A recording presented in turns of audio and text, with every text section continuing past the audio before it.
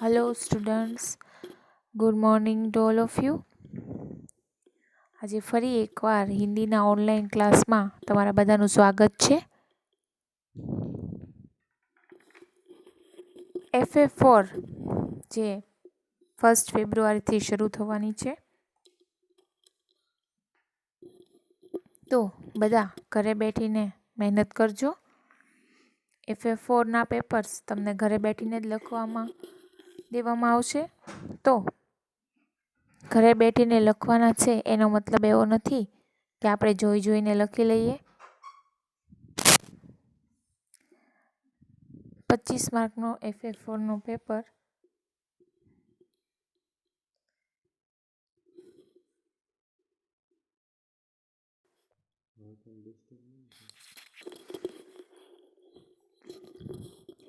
FA4ની exam માટે બધાને best of luck અને એની તૈયારી તમે લોકો ઘરે શાંતિથી કરશો.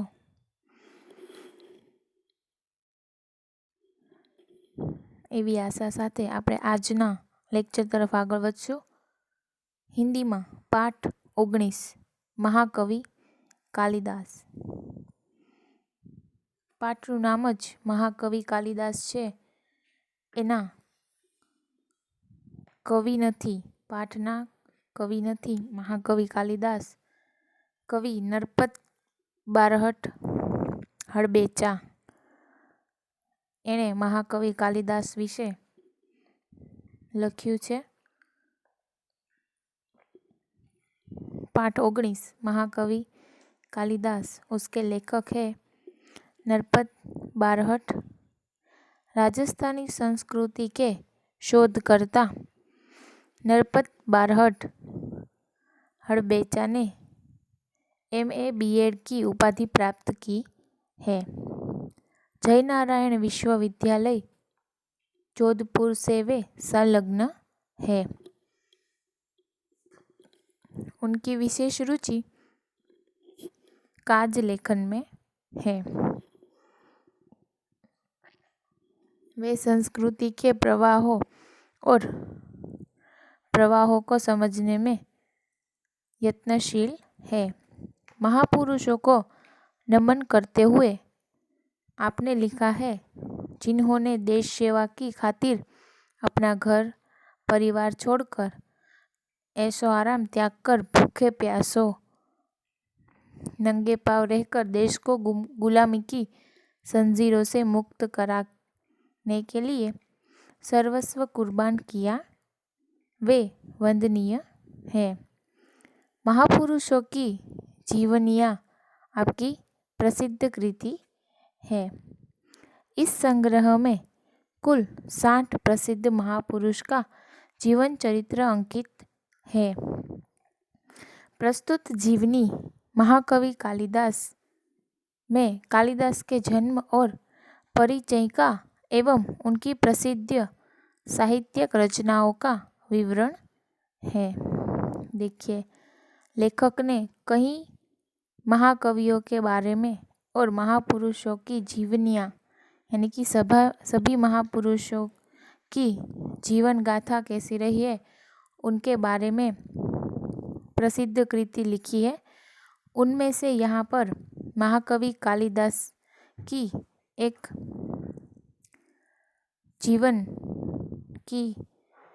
जीवन का जो अंश है उसके बारे में यहाँ पर लिखा है. उसमें सिर्फ महाकवि कालिदास के जन्म और परिचय के बारे में और उन्होंने कितनी रचनाएं लिखी है और उन रचनाओं का विवरण यहाँ पर दिया गया है. इस कृति से यह संदेश मिलता है कि किसी बच्चे को बुद्धू मूर्ख मानना नहीं चाहिए, क्योंकि वह मौका मिलते ही हीरे की तरह चमक सकता है. देखिए, इस कृति से हमें क्या संदेश मिलने वाला है यह भी यहाँ पहले से बता दिया गया है कि किसी भी बच्चे को या किसी भी इंसान को बुद्धू या मूर्ख मानना नहीं चाहिए, क्योंकि हर एक इंसान को मौका मिलते ही वह हीरे की तरह चमक सकता है। पाठ की शुरुआत करते हैं। कालिदास को हम संस्कृत के महाकवि के रूप में जानते हैं। कालिदास है उनको हम जो संस्कृत के बड़े महाकवि होते हैं उनके रूप में जानते हैं। स्वयं महाकवि कालिदास ने अपने विषय में कुछ नहीं लिखा है। देखिए, महाकवि कालिदास है, उन्होंने कई साहित्य लिखे, कई रचनाओं का विवरण किया है, लेकिन स्वयं के बारे में कुछ नहीं लिखा है। हर्षचरित्र के शुरू में कवि बाण ने कालिदास का उल्लेख किया है। देखिए, बाण नामक जो कवि है उन्होंने जो साहित्य लिखा है हर्षचरित, उसमें कालिदास का उल्लेख किया है। इससे पता चलता है कि कालिदास बाण से पहले हुए हैं। देखिए, इस बात से हमें यह पता चलता है कि जो बाण नामक कवि थे उनसे भी पहले कालिदास महाकवि रह चुके हैं। उनसे पहले उनका जन्म हुआ था, तभी कवि बाण ने उनके बारे में अपनी हर्षचरित नामक ग्रंथ में कवि कालिदास का उल्लेख किया है। एक स्थान पर स्वयं कालिदास ने अपने अभिभावक के रूप में विक्रम नाम का उल्लेख किया है। देखिए, एक स्थान पर यानी कि कई एक बात हुई थी, तब स्वयं कालिदास ने यानी कि कवि कालिदास ने अभिभावक का अर्थ होता है बच्चों के पारिवारिक रक्षक। जो बच्चे होते हैं उनके जो रक्षक, पारिवारिक रक्षक यानी कि घर में जो उनकी रक्षा करते हैं उसे अभिभावक कहा गया है। अभिभावक के रूप में विक्रम नाम का उल्लेख किया है। वह कौन सा विक्रम है, इस बात का अभी पूरी तरह पता नहीं चल पाया है। देखिए, यहाँ पर लेखक ने भी यह कहा है कि वह जो विक्रम नामक साहित्य है या फिर विक्रम का उल्लेख क्यों किया है, उस बात का अभी तक पूरी तरह से पता नहीं चल पाया है। फिर भी उन्हीं राजा विक्रमादित्य और राजा भोज का समकालीन मानकर कितनी ही कथाओं का नायक बनाया गया है। विभिन्न भाषाओं में पहेलियाँ और लोक कथाओं में उनकी विद्वता, कविता और चमत्कारिक प्रसंगों का वर्णन मिलता है। लेखक कहते हैं कि जब राजा विक्रमादित्य और राजा भोज का समकालीन यानी कि उनका जब राज चल रहा होता था, उन्हीं के साथ ये विक्रम का उल्लेख मानकर कई कथाओं का नायक बनाया गया है। यानी कि कितनी कथाओं को विक्रम का उल्लेख देकर उनका नायक बनाया गया है। कवि कालिदास ने विभिन्न भाषाओं में पहेलियाँ, लोक कथाओं में भी उनकी विद्वता, कविताएं और चमत्कारिक प्रसंगों का वर्णन मिलता है। जन्म और परिचय। देखिए, आगे लेखक ने जन्म और परिचय दिया है कवि कालिदास का। कुछ विद्वानों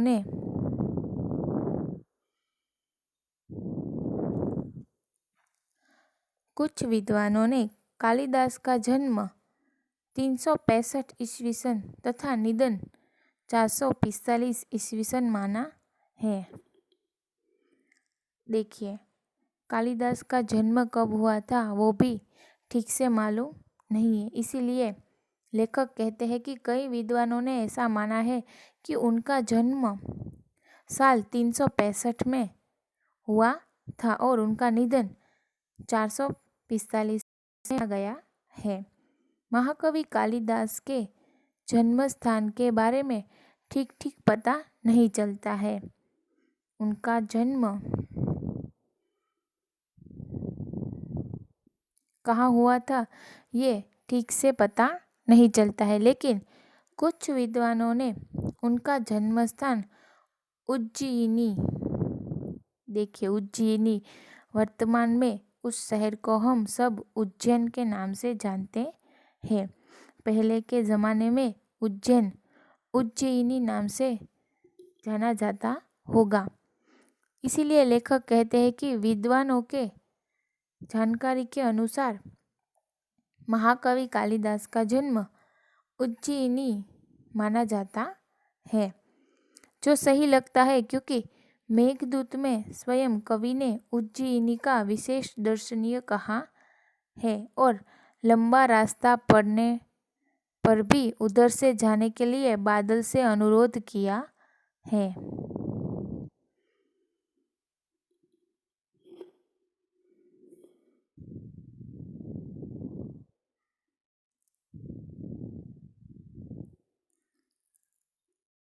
उज्जैन में उनका जन्म हुआ है, वो बात सही इसलिए लगती है क्योंकि ऐसा लगता है कि कवि ने खुद ही अपनी बात में कहा था कि मेघदूत उनकी एक साहित्य की रचना है। उसमें महाकवि कालिदास ने स्वयं ही कहा था कि उज्जैनियों को विशेष दर्शनीय कहा है, यानी कि उज्जैन को एक विशेष तरीके से उसमें उसका वर्णन किया है और लंबा रास्ता पड़ने पर भी उधर से जाने के लिए बादल से अनुरोध किया है। देखिए मेघदूत नामक जो साहित्य है उसमें लेखक ने उसका वर्णन विशेष रूप से किया है और बादल से भी कहा है कि अगर रास्ता लंबा हो फिर भी उधर से ही जाने का अनुरोध किया है। इसीलिए लगता है कि महाकवि कालिदास को उज्जैन से बड़ा लगाव है, तो उनका जन्मस्थान उज्जैन माना जाता है। उज्जैन में उन दिनों राजा विक्रमादित्य का राज्य था। उन दिनों यानी कि महाकवि कालिदास के समय में उज्जैन में राजा विक्रमादित्य का राज्य हुआ करता था। वहाँ की प्रजा सब प्रकार से सुखी थी। साहित्य और कला की उन्नति चरम सीमा पर पहुंची थी। राजा विक्रमादित्य ने अपने नाम से ही विक्रम संवत चलाया था। देखिए विक्रम संवत जो आज भी हमारे यहाँ कैलेंडर के रूप में आता है, उस समय में राजा ने तिथि और दिन को जानने के लिए विक्रम संवत बनाया था, तो वह उस जमाने से चला आ रहा है।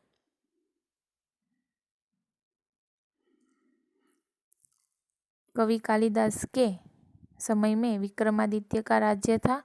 उसके राज्य में प्रजा सुखी हुआ करती थी और जो कला और साहित्य है वह भी चरम सीमा पर पहुंची थी।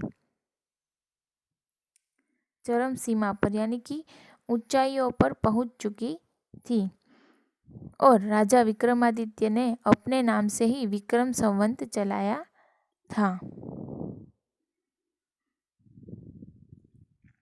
आगे देखते हैं। समय समय पर उन्होंने सोने के जो सिक्के चलवाए थे उनसे उनके राज्यकाल का ठीक ठीक पता चलता है।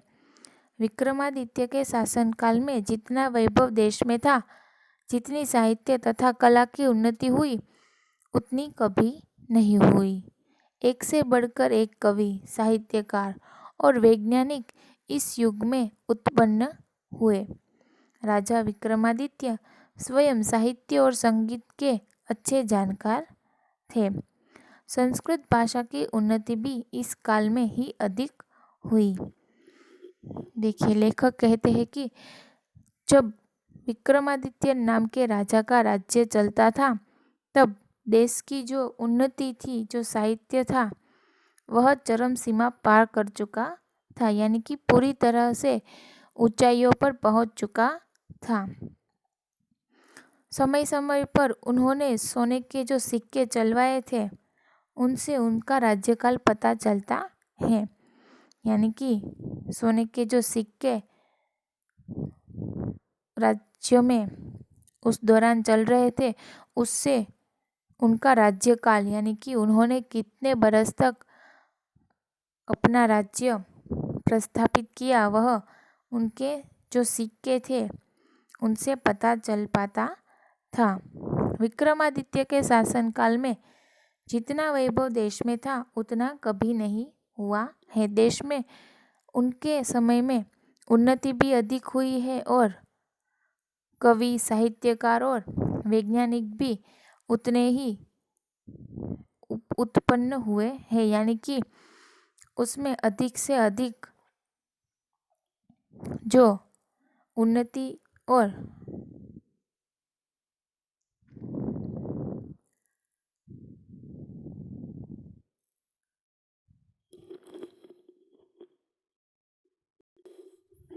विकास राजा विक्रमादित्य के समय में हुआ था, उतना आज भी नहीं हुआ है, ऐसा लेखक कहना चाहते हैं।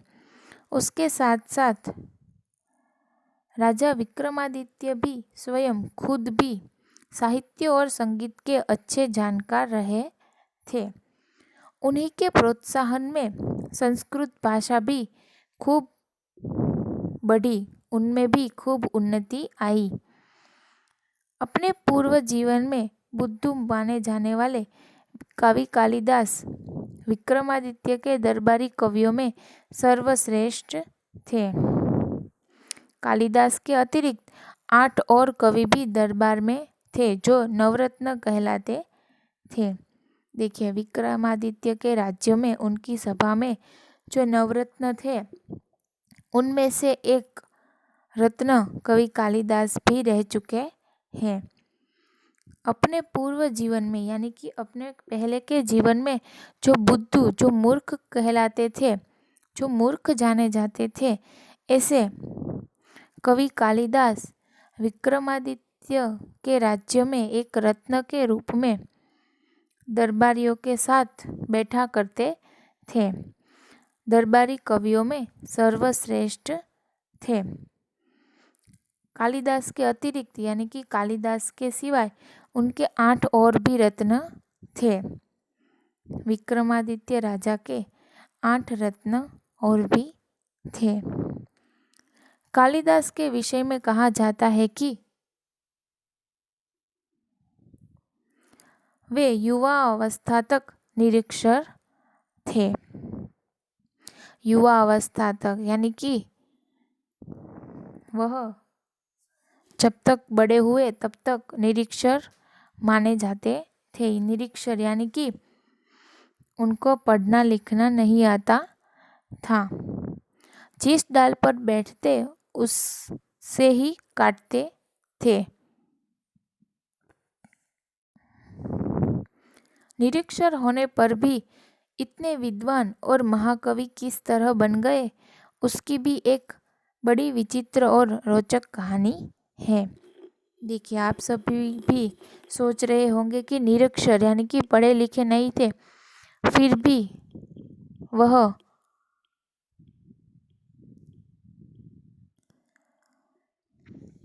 इतने बड़े महाज्ञानी कैसे बन गए, वह सोचने की बात है और बड़ी ही रोचक बात है। उनके पीछे भी एक कहानी है। उन दिनों शारदानंद नाम से एक राजा थे। उनकी एक गुणवती और विद्वान पुत्री थी, जिसका नाम विद्योत्तमा था। देखिए, यहाँ से कहानी की शुरुआत होती है कि जब विक्रमादित्य का राज्य चल रहा था तब किसी दूसरे देश में शारदानंद नाम के राजा थे। उनकी एक गुणवती और विद्वान पुत्री थी जिसका नाम विद्योत्मा था। वह बहुत सुंदर और रूपवती भी थी। उनकी जो पुत्री थी वह बहुत सुंदर और रूपवती भी थी, यानी कि रूप से भी सुंदर दिखती थी। उसके रूप, गुण और ज्ञान की प्रशंसा दूर दूर के देशों तक फैली हुई थी। देखिए, जो विद्योत्मा नाम की लड़की थी उसके रूप की, गुण की और उसके ज्ञान की प्रशंसा है वह दूर दूर देशों तक फैली हुई थी। विद्योत्मा को अपने रूप, गुण और ज्ञान का बड़ा घमंड था। घमंड होना ये बात गलत है, लेकिन विद्योत्मा के पास रूप, गुण और ज्ञान सब कुछ था, इसलिए उसे इस बात का बड़ा घमंड था।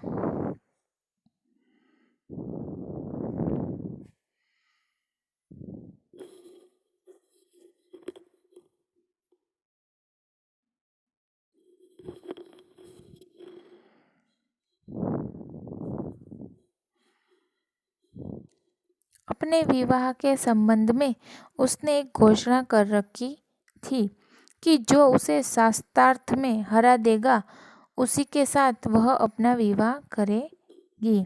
देखिए, जो विद्योत्मा थी उसे रूप, गुण और ज्ञान का घमंड तो था ही, लेकिन साथ साथ उन्होंने एक ऐसी घोषणा भी कर रखी थी कि अगर कोई शास्त्रार्थ में यानी कि जो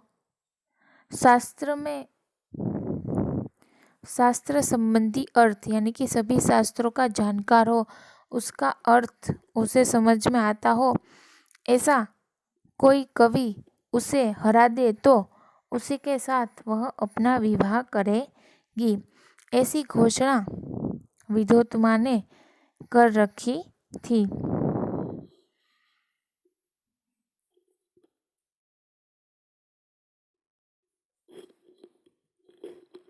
इसकी घोषणा की जानकारी जैसे जैसे पास पड़ोस के देशों तक पहुंच गई, वहां के विद्वान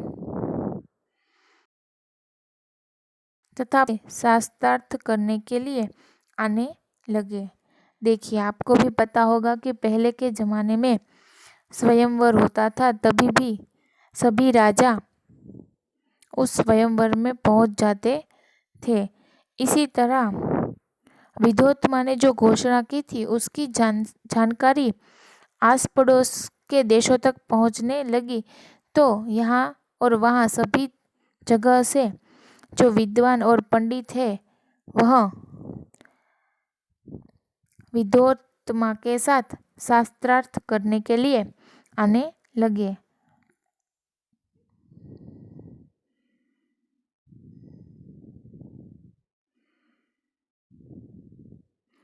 लेकिन विद्वान या पंडितों को बड़ी ग्लानि का अनुभव हो रहा था।